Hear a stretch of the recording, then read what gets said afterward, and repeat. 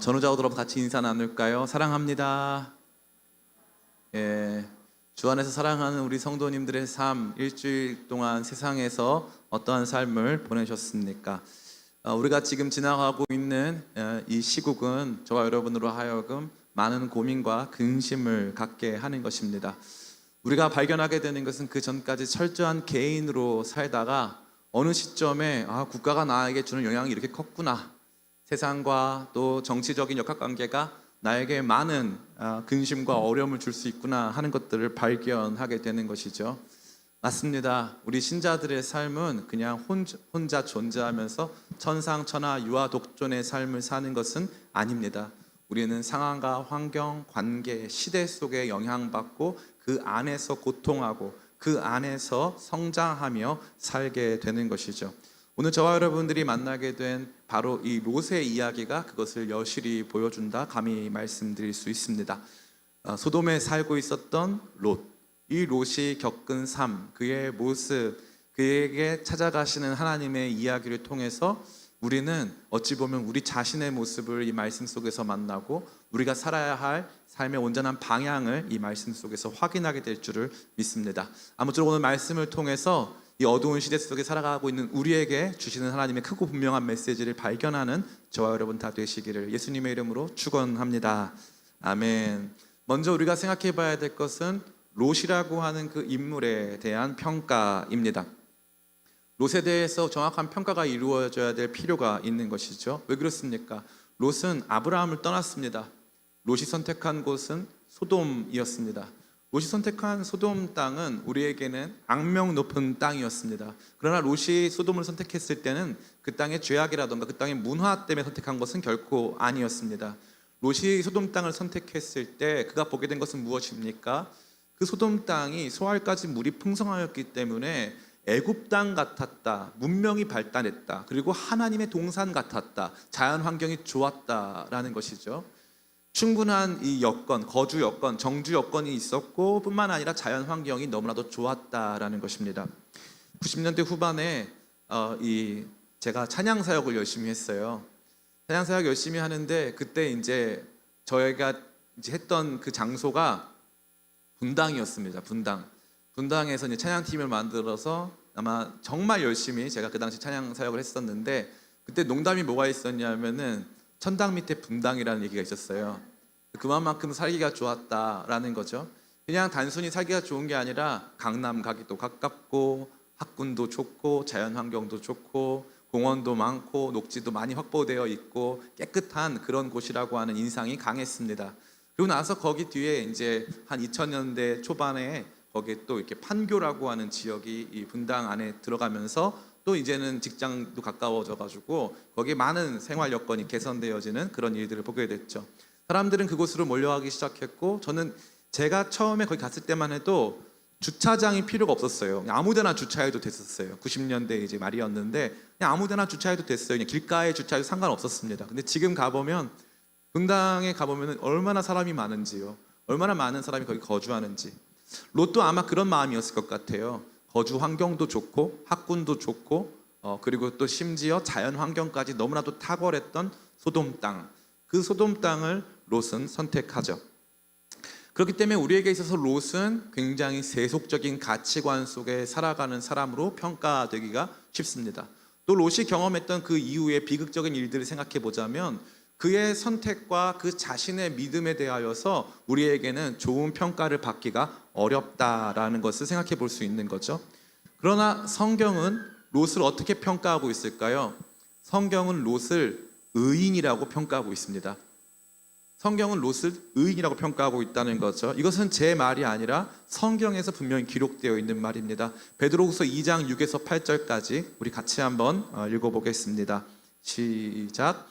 소돔과 고모라 성을 멸망하기로 정하여 후세에 경건하지 아니할 자들에게 본을 삼으셨으며 무법한 자들의 음란한 행실로 말미암아 고통당하는 의로운 롯을 건지셨으니 이는 이 의인이 그들 중에 거하여 날마다 저 불법한 행실을 보고 들으므로 그 의로운 심령이 상함이라. 그러니까 성경은 분명히 롯에 대해서 의로운 롯이라고 말했고 이는 이의인이라고 해서 그가 완전한 의인이었음을 저와 여러분에게 보여주고 있습니다. 우리에게 많은 혼란을 주고 있지만 분명히 성경은 롯은 의인이다라고 선언하고 있는 것이죠. 이것은 저와 여러분에게 참 의인에 대해서 많은 것들을 가르쳐 주고 있는 것이에요. 같은 의인이어도 아브라함의 삶과 롯의 삶이 달랐다는 거죠.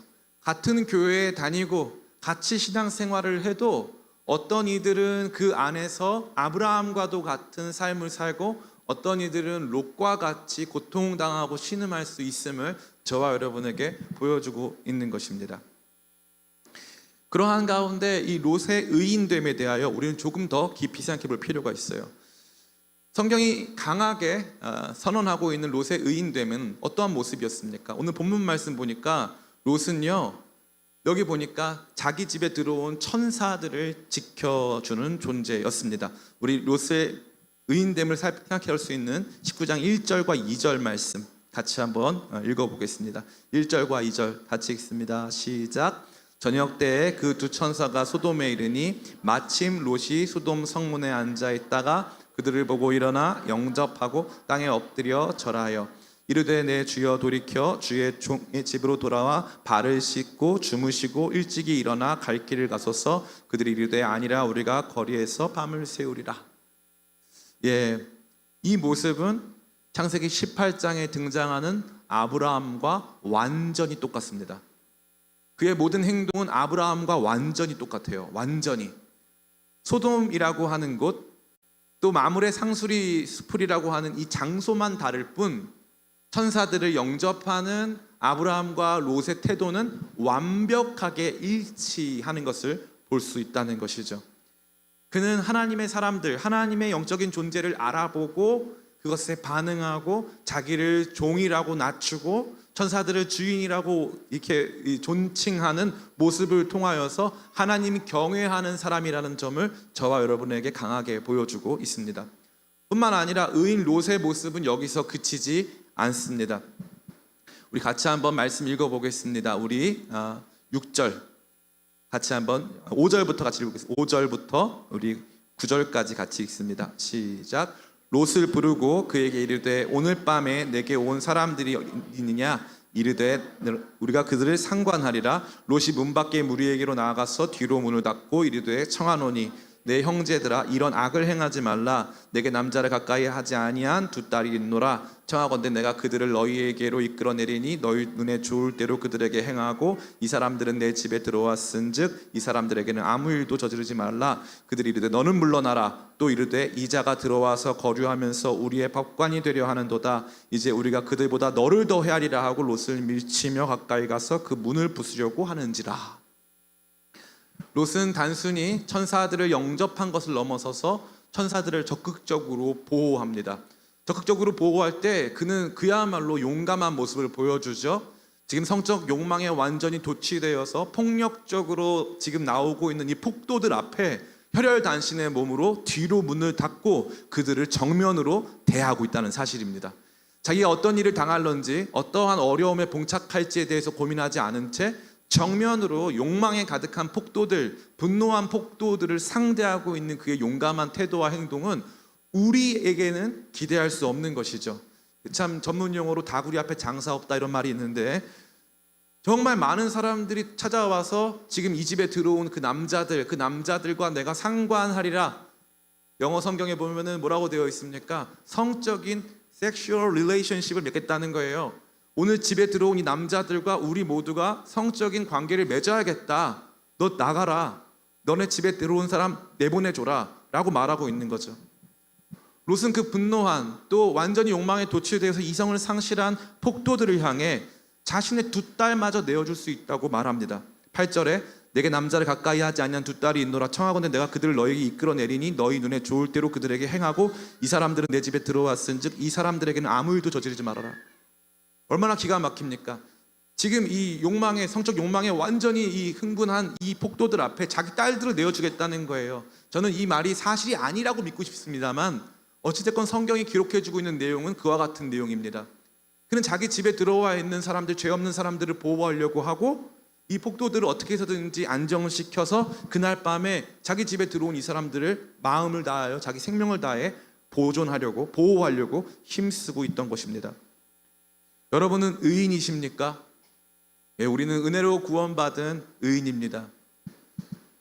천번만번 죄인이지만 그럼에도 불구하고 예수 그리스도의 거룩한 보혈로 죄 씻음을 받고 그분의 공로로 말미암아 하나님의 자녀로 의롭다 칭함받은 의인입니다. 우리는 쉽사리 롯이라고 하는 사람에 대해서 평가합니다.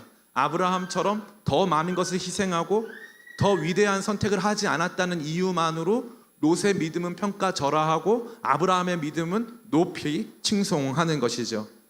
그러나 롯은 그 정도 사람이 아니었습니다. 그는 소돔 땅에 거하면서도 소돔 문화의 영향을 받지 않고 도리어 소돔 땅에 이것은 옳지 않은 행동이다 라고 말하면서 윤리적인 기준을 제시하고 있었다는 거죠.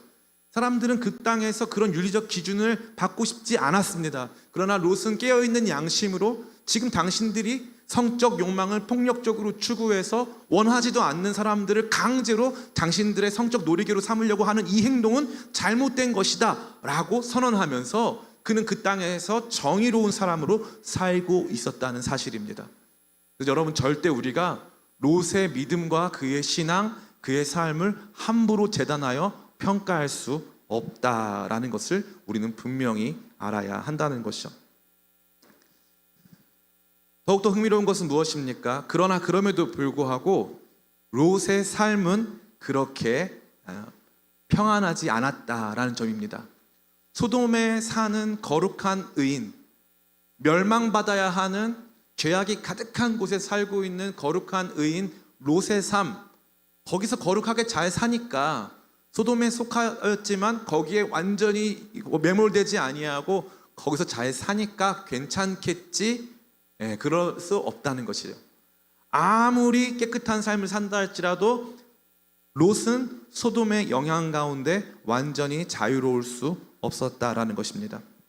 그는 온전한 삶을 살았던 의인이었지만 결과적으로 매우 고통스러웠음을 우리는 볼 수 있습니다.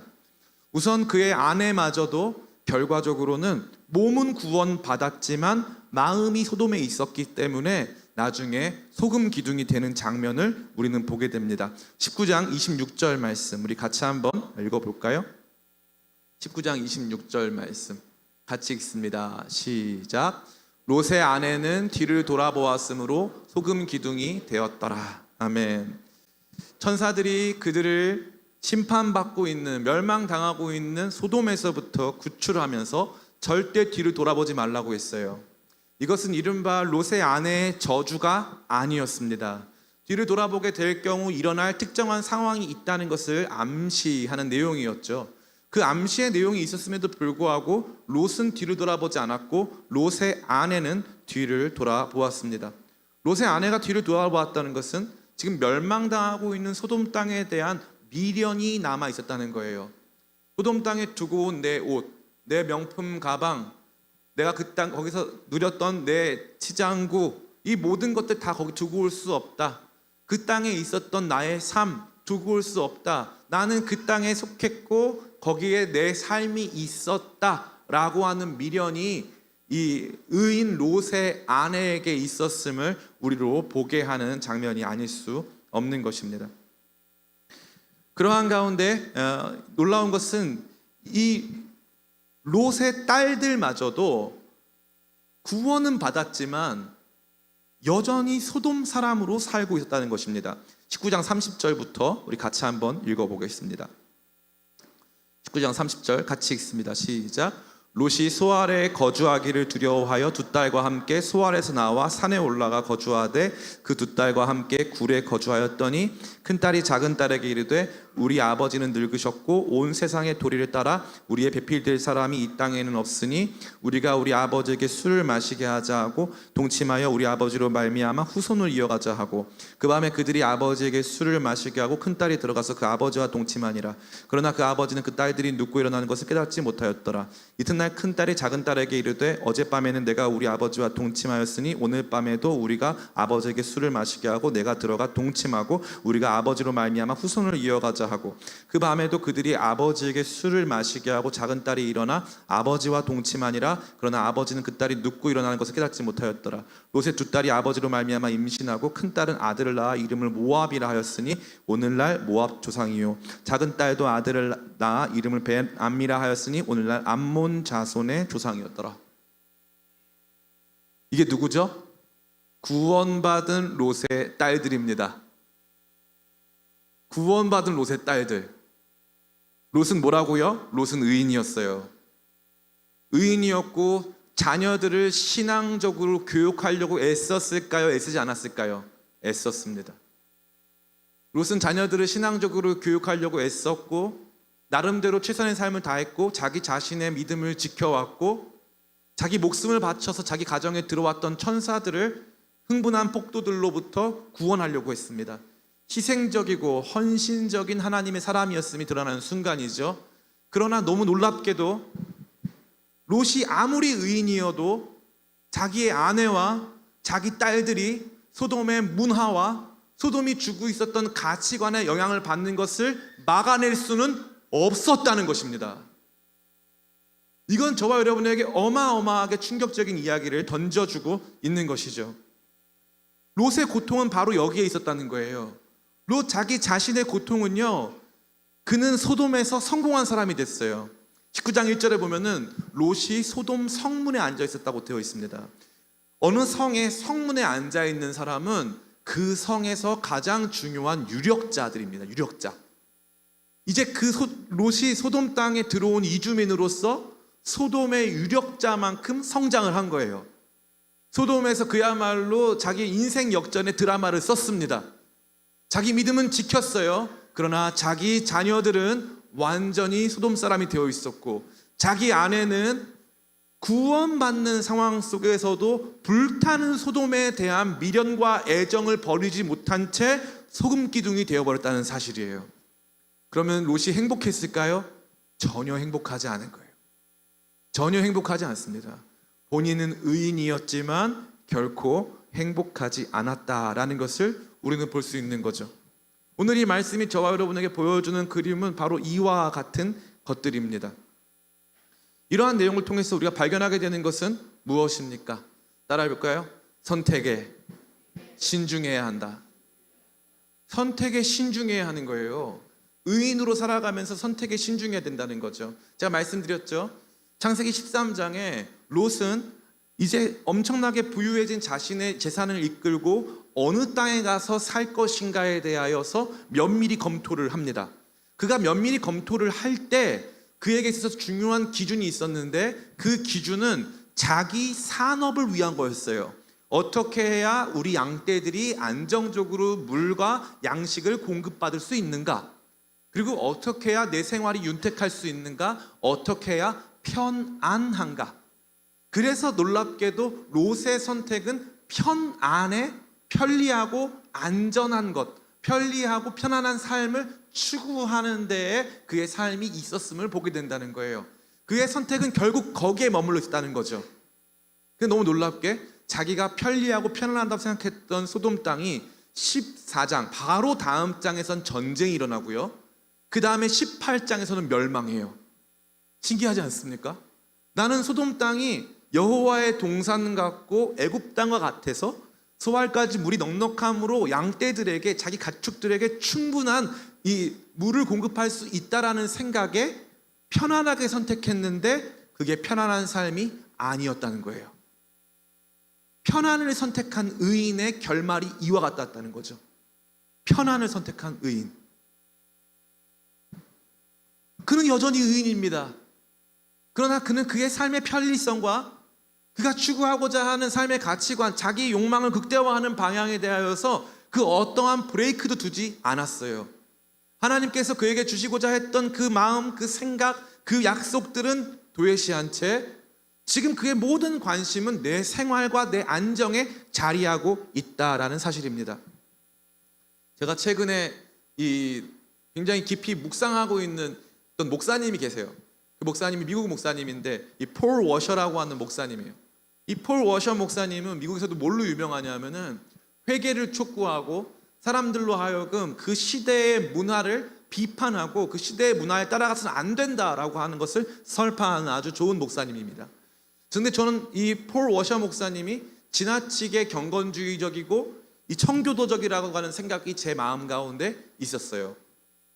근데 최근에 그 목사님 설교를 들으면서 이것은 단순히 이 목사님이 저와 여러분을 금욕적 기독교로 이끌고자 하는 율법주의적이고 하는 그런 쪽으로 이끌고자 하는 것이 아니라 사실 실상 이러한 분이 계셔야지 우리가 소돔과도 같은 세상 속에서 탈출해서 편안이 아니라 평안을 추구할 수 있는 가장 근본적인 이 시도를 감행할 수 있겠구나 하는 생각이 들기 시작했습니다. 그래서 뭐라고 말씀하시냐면은 집에서 가까운 교회가 아니라 복음에서 가까운 교회를 찾으라 라고 말씀하시더라고요. 집에서 가까운 교회, 내 생활이라고 하는, 내 안정과 성공이라고 하는 그 울타리 안에서 교회를 찾고 그 울타리 안에서 신앙생활을 하려고 하는 욕망을 떨쳐버리고 어떠한 복음이, 어떠한 교회가 저와 여러분들을 소돔의 영향을 받지 아니하고 소돔 땅 밖에서 편안이 아닌 평안을 추구하며 진짜 믿음을 갖게 할 것인지에 대해서 고민하라 하는 그 위대한 메시지였습니다. 제가 한 번은 전북 익산에 있는 어느 이 교회를 방문했어요. 그 교회가, 저는 이제 교사 세미나를 많이 가는데 전북 익산에서 무슨 시골에 있는 전체 마을이, 제가 너무 그 주소가 낯설어서 그 동네 그 지역을 검색해 봤어요. 그랬더니 그 지역의 마을의 인구가 500명도 안 되는 거예요. 그 마을 인구가. 근데 저를 강사로 모셔서, 이제 그 저수지 앞에 있는 예쁜 교회였는데 저를 강사로 모셔서 이 강의를, 교사 세미나를 듣는데 그 조그만한 교회에 애들이 50명인 거예요. 애들이 50명.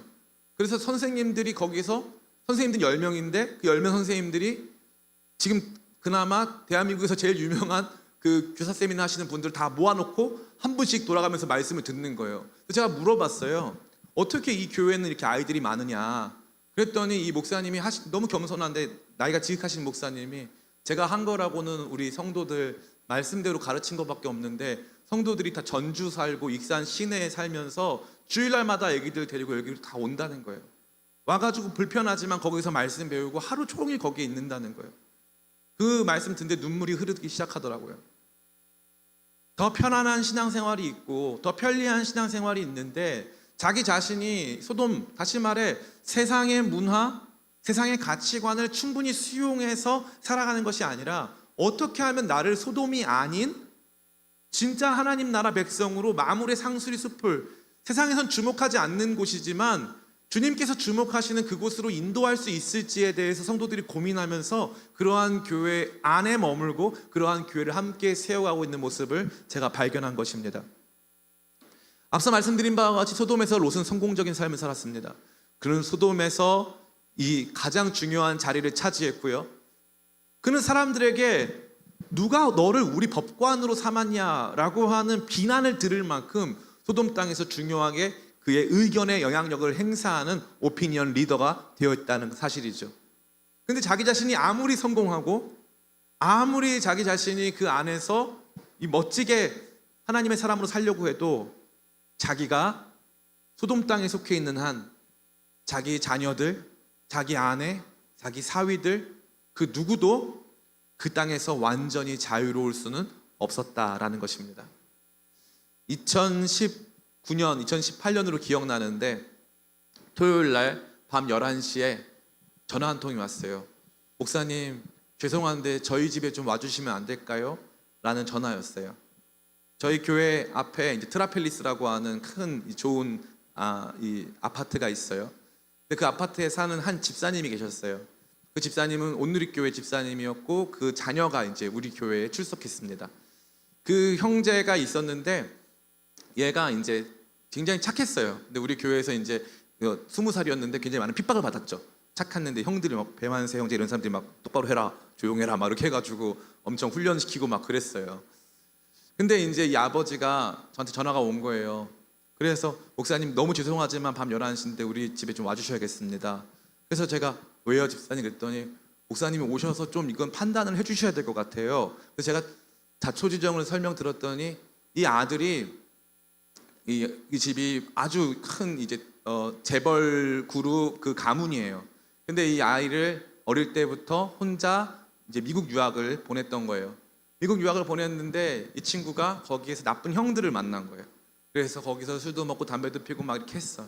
그런 상황이었는데 얘가 한국에 돌아와가지고 이제 군대 문제 해결하고 다시 유학을 가야 되는데 한국에 들어와서 이제 술을 먹기 시작하는데 이 자기 장롱 안에 술을 막 사가지고 놨다가 집에서 계속 술을 마신다는 거예요. 그래서 이제 엄마 아빠가 불러다 놓고 얘기를 하는 거예요. 너 이렇게 하면 안 돼. 내일 주일인데 너 이렇게 하면 절대 안 된다. 막 얘기를 한 거죠.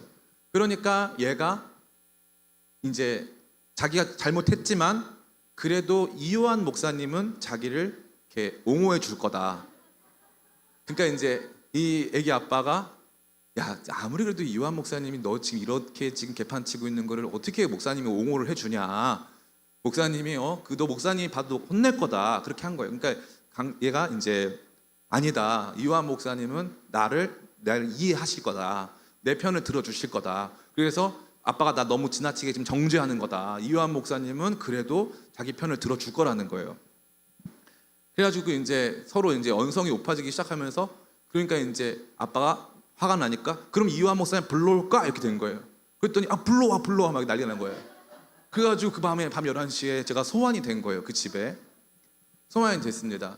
딱 들어갔더니 가운데 거실이 있는데 이 오른쪽 왼쪽에 소파가 있는데 딱 저를 중심으로 오른쪽에 아빠, 엄마, 그 집 강아지가 앉아 있고 왼쪽에 얘 혼자 덩그러니 앉아 있는 거예요. 딱 봐도 여기는 이제 검사들이 딱 이렇게 있고 여기 이제 혼자 피고인이 앉아 있는 겁니다. 그래서 이제 아버지가 그때부터 열을 토하시면서 아무리 그래도 얘가 버릇이 없다 집안에서 이런 일을 행하고 맨날 새벽마다 나가가지고 막 클럽 다녀오고 막 이런 나쁜 아들이라고 저한테 막 고발을 하시는 거예요. 제가 뭐라고 했냐면은 아이고 아버님 우리 집사님 제가 오늘 여기 판사로 제가 왔나요? 그랬더니 뭐 그런 건 아니지만 목사님이 그래도 판결을 좀 해주시고 좀 따끔하게 혼을 좀 내주셔야 되겠습니다 이렇게 말씀하시더라고요. 그래서 제가 너무 송구한데 저는 여기 판사로 오지 않고 여기 우리 정대 변호사로 왔어요. 여기 보니까 변호사가 없네요. 다 검사랑 강아지까지 이렇게 있고 다 얘 혼내려고만 하고 저는 변호사로 왔어요. 얘 혼자 공부 잘 시키겠다고 부모도 없이 미국에 보내놓고 거기서 어떤 영향을 받을지도 모른 채 덩그러니 보내놓고 거기서 얘가 하나님의 사람으로 크라고 한다는 것은 직무유기 아닐까요? 제가 그랬어요. 우리가 그런 환상이 너무 많았어요. 자녀 교육 잘 시키면 된다고, 애가 영어 할 줄 알면 된다고, 애가 공부 잘하고 좋은 대학만 들어가면 된다고 배워왔다는 거예요. 롯도 그랬어요. 그래도 아브라함 삼촌이 있는 저 마물의 상수리 수풀모 헤브론 이런 데보다 소돔이 그나마 낫다. 환경도 좋고 학군도 좋고 내가 그 소돔에서 가만히 있지 않을 거다. 소돔에서 내가 정계에 진출해가지고 높은 자리에 내가 앉을 거다. 할 수 있다 해서 그걸 이뤘어요. 그러는 동안 딸들은 소돔 사람 됐어요. 그런 동안 아내는 완전히 소돔의 가치관에 도취돼가지고 거기에서 완전히 무너지고 구원을 받았는데 소돔이 그리운 거예요. 그래서 소금 됐어요. 최선을 다한 의인의 삶이라 할지라도 말씀을 지켜내는 삶이라 할지라도 그가 무엇을 추구했느냐는 그의 삶의 결론으로 오롯이 남았다라는 사실입니다. 그러기에 따라해 볼까요? 선택이 중요합니다. 선택이 중요한 거예요. 무엇을 선택할 것이냐? 바른 기준, 바른 가치관 안에서 편안이 아니라 그리스도 안에 있는 진정한 평안을 선택하시기를 축복합니다. 아브라함이 선택한 삶은요, 하나님 아브라함한테 뭐라고 말씀하셨습니까? 네가 눈으로 보는 모든 땅을 내가 너한테 주겠다 그랬어요. 아브라함이 선택한 삶은 무엇입니까? 자기가 선택한 삶은 그래도 하나님 나라 거룩한 비전을 마음에 품고 안정적으로 하나님 앞에서 그분을 믿고 따라갈 수 있는 삶, 그 삶을 선택했다라는 거예요. 전 여러분들이 이 롯의 이야기, 의인이지만 고통당하고 있는, 의인이지만 최악의 결과를 맞이하게 된 롯의 이야기가 주는 이 복된 교훈, 언제나 편안이 아니라 주님 안에서 진짜 복음에 의한 평안을 선택하시는 삶 되시기를 예수님의 이름으로 축원합니다. 개인적으로 우리 미얀마 선교사님 제가 개인적으로 너무나도 존경합니다. 우리 미얀마 선교사님 제가 왜 존경하냐면 저는 선교지에 굉장히 많이 다니잖아요.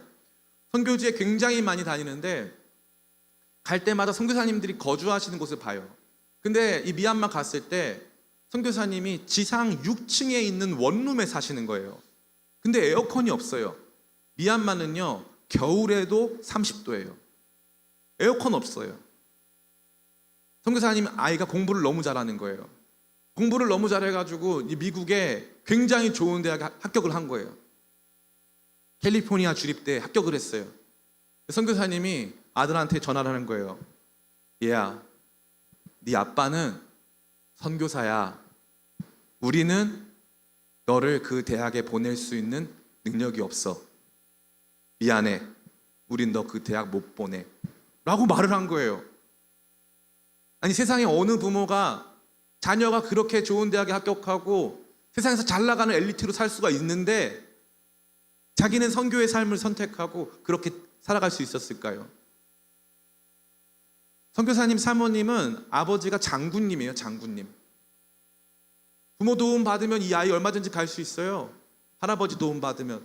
그런데 그런 삶을 선택해 보신 적이 없어요. 필리핀에서 사역할 때 한 달 사역비가 15만 원이었어요. 선교사님은 언제나 그런 삶을 선택했어요. 언제나 그런 삶을. 그런데 그 결과가 어땠냐면은 자녀들이 선교사님의 가장 큰 지지자요, 가장 큰 믿음의 동역자가 된 거예요. 편안이 아니라 주님 안에서 내게 맡겨진 삶에 대한 평안을 추구하며 살아갈 때 그 안에서 세상에 영향받는 자녀가 아니라 하나님 나라에 영향받는 자녀로 멋있게 성장하는 사람들이 나타나기 시작했다는 사실입니다. 전 최근에 우리 사회에서 일어나고 있는 이 학벌 문제에 이 거품이 빠지는 이 상황을 매우 긍정적인 신호로 해석합니다. 과거에는 좋은 대학 나오면 무조건 취업도 잘 되고 행복한 삶을 살 수 있다고 잘못 가르쳐 왔어요. 근데 지금을 돌아보면 절대 그렇지 않습니다. 대학 졸업장 하나가 모든 것을 결정하는 시대는 끝났습니다. 우리 자녀가 공부 하나 잘해서 좋은 사람이 된다는 것은 감히 상상할 수가 없는 거예요. 최근 일어나고 있는 일들 여러분 혹시 보시나요? 최근 대한민국을 다 뒤흔들고 최근 대한민국 사람들의 마음을 아프게 하는 이 모든 일들에 우리나라 최고 대학 출신들 아닙니까? 그들의 부모님은요 우리나라 최고 대학 교수님들이었어요. 최고가 되고 엘리트가 되고 이 땅의 문화, 이 땅의 가치관 다 수용해서 멋지게 성장하면 사람들을 살리는 사람 됩니까? 못 됩니다. 소돔에서 벗어나야 한다는 거예요. 이 땅의 가치관이 아니라 완전히 이 땅의 가치관이 아닌 다른 가치관으로 아들아 딸아 나는 네가 여기 성공하지 않아도 괜찮아. 적어도 우리는 그런 삶이 아니야. 우리는 편안한 삶을 추구하지 않아. 우리는 그분 안에서 평안한 삶, 그분 안에서 정말 살아야 하는 삶, 그 삶을 향해 나가야 해 라는 것을 온전히 가르칠 수 있는 진짜 중요한 선택을 온전히 감당하는 저와 여러분 다 되시기를 축복합니다. 두 번째 따라해 볼까요? 그래도 의인으로 살아야 합니다. 소돔과 고모라 안에서 롯이 지켜낸 자기 삶에 숭고한 가치가 있음을 꼭 기억하시길 바랍니다. 롯은 비록 자기 자녀를 하나님의 사람으로 성장시킨 것은 실패했고 자기 아내에게도 소돔의 가치관에서 벗어나게 하는 것을 실패했습니다. 그러나 그럼에도 불구하고 롯은 천사들을 영접했고 그들의 삶을 위해서 그들을 위해서 자신을 희생할 만큼 그들을 지켜냈습니다. 분노한 폭도들 앞에서 천사들을 보호하면서 안 된다, 이 사람들 건들면 안 된다 하면서 그들 앞에서 직면하고 그들과의 갈등을 외면하지 않았습니다. 그는 살아있는 양심이었어요. 살아있는 양심이었습니다. 저는 여러분 그동안 롯에 대해서 잘못 평가했던 거 그가 실수는 했지만 적어도 비겁한 크리스찬은 아니었다는 거예요.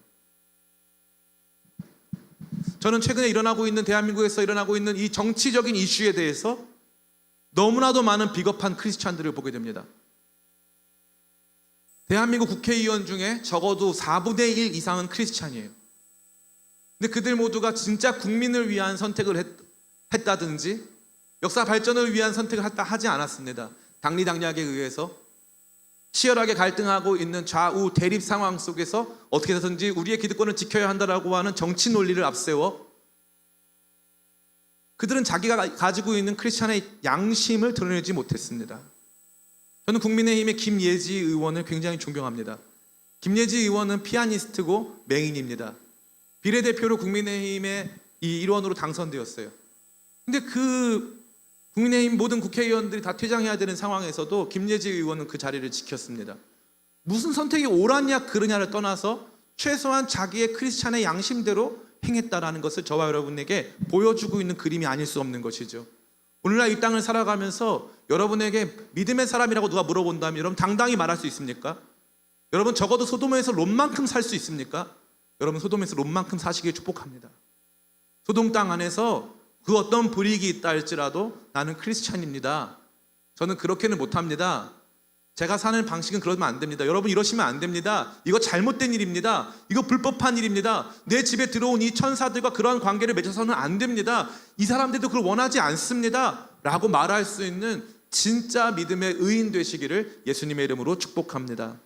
마지막 세 번째가 있어요. 이게 굉장히 중요한 거예요. 따라해 볼까요? 소돔 땅에 있는 의인을 위해 기도해야 합니다. 우리 말씀 같이 한번 읽어보겠습니다. 19장 우리 27절부터 30절까지 말씀 29절까지 말씀 같이 한번 읽어보겠습니다. 시작.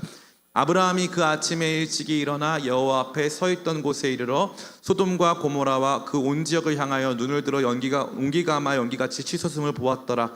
하나님이 그 지역의 성을 멸하실 때에 롯이 거주하는 성을 엎으실 때에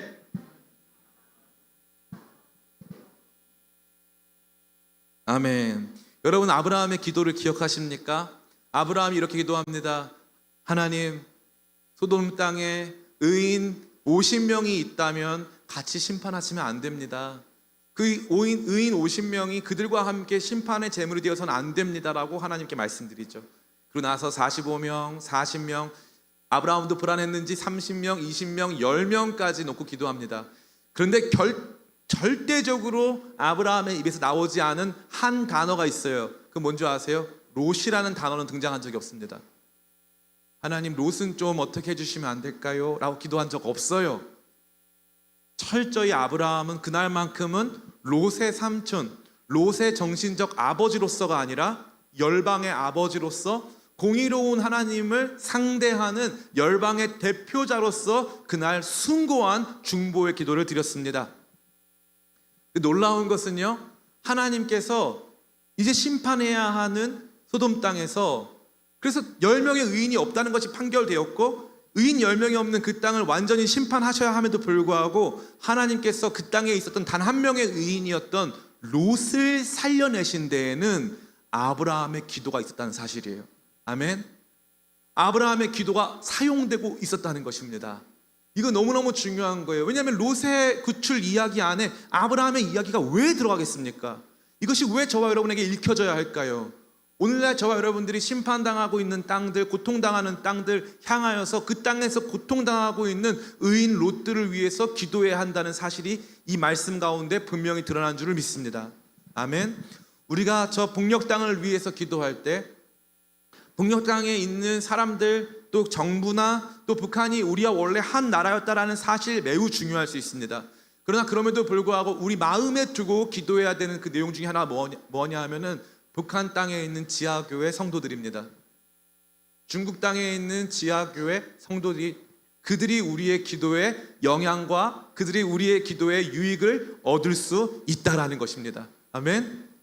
그들로 말미암아 구원받을 우리의 기도로 말미암아 그들이 하나님 앞에서 구원을 얻을 수 있고 그들이 하나님께서 인도하신 회복으로 구원의 모습으로 나아갈 수 있음을 보여주는 것이죠.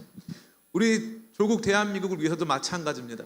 우리 한국 땅에 선교사들이 왔을 때는 1800년대 후반입니다. 그러나 한국 땅에 선교사님들이 한두 명, 두 명씩 오기 시작한 것은 1700년대, 1600년대부터 선교사들이 조금씩 한국 땅에 관심을 갖기 시작했어요.